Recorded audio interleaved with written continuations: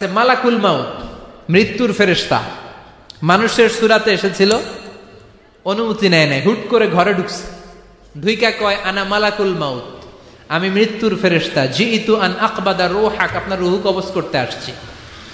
মুসা আলাইহিস সালাম দেখতেছে একজন সলিমুদ্দি, মুসা নবী দেখে কি আর সলিমুদ্দি কয় কি আমি মালাকুল মাউত, ভেজাল আছে না নাই?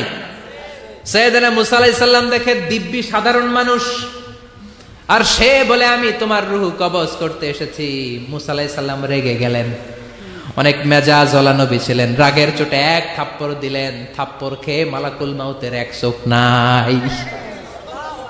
বুখারীর বর্ণনা, ফাসাক্কাহু ফাফাকু আইনা, থাপ্পড় মারলেন, চোখ শেষ। মালাকুল মাউত বাঁচার জন্য দিলেন দৌড়, এক দৌড়ে আল্লাহর আদেশে আল্লাহর আরশে চলে গেলেন, যে বলে মাবুদ এমন নবীর কাছে পাঠিয়েছেন, আরসালতানি ইলা আবদিন লা ইউরিদুল মাউত, এমন বান্দার কাছে পাঠিয়েছে ওই বান্দা মরতে চায় না, খালি মারতে চায়।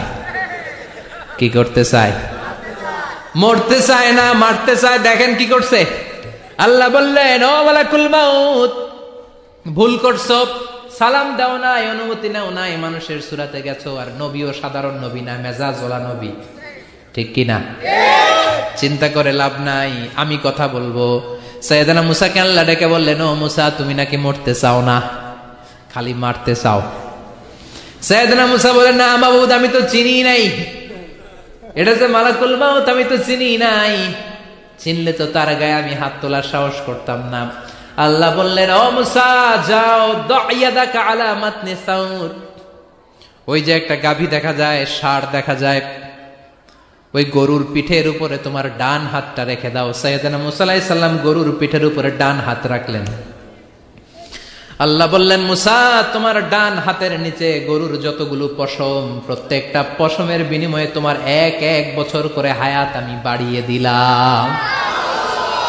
মরতে যখন চাও না, মারতে যখন চাও, আরো কয়েক বছর মারো, হায়াত আমি বাড়িয়ে দিলাম।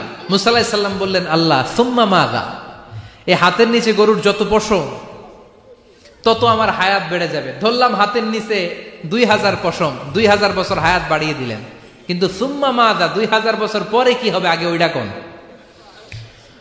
ওই ঝামেলাটা ভাঙের আগে। আল্লাহ বললেন, মুসা সুম্মাল মাউত, তারপরে তো তোমাকে মরতেই হবে, এই পৃথিবীতে আসলেই মরতে হয়। কুল্লু নাফসিন যায়িকাতুল মাউত, এই পৃথিবীতে যারা একবার আসবে তাদেরকেই মরতে হবে, ঠিক কি না? সাইয়েদনা মুসা আলাইহিস সালাম বললেন, ফাল আনা, তাহলে আর দেরির দরকার নাই, এখনই আমাকে নিতে বলেন। সুবহানাল্লাহ। মালাকুল মাউত এসে মুসা আলাইহিস সালামের রূহ কবজ করে ফেললেন।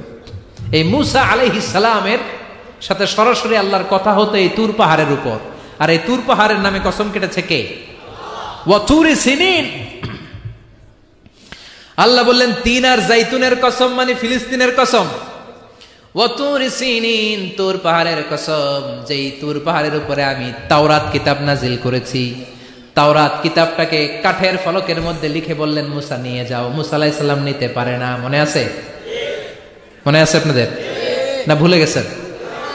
মুসা আলাইহিস সালাম ধরলেন, নাড়াতে পারে না, আর কাঁধে তুলবে তো দূরের কথা, নাড়াতেই তো পারে না, এত শক্তিশালী নবী।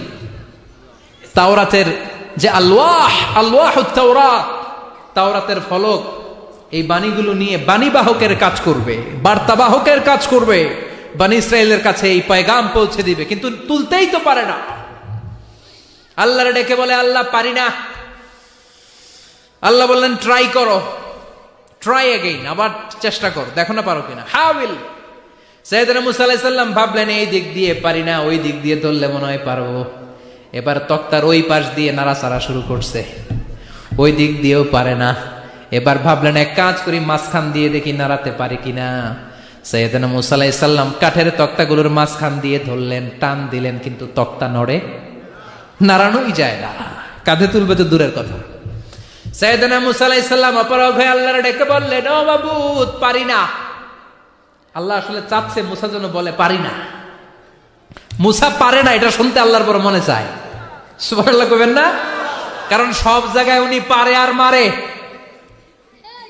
আজকে সৈয়দনা মুসা আলাইহিস সালামের কণ্ঠে আল্লাহ শুনতে চায়, আল্লাহ আমি অপারগ, আমি পারি না। সৈয়দনা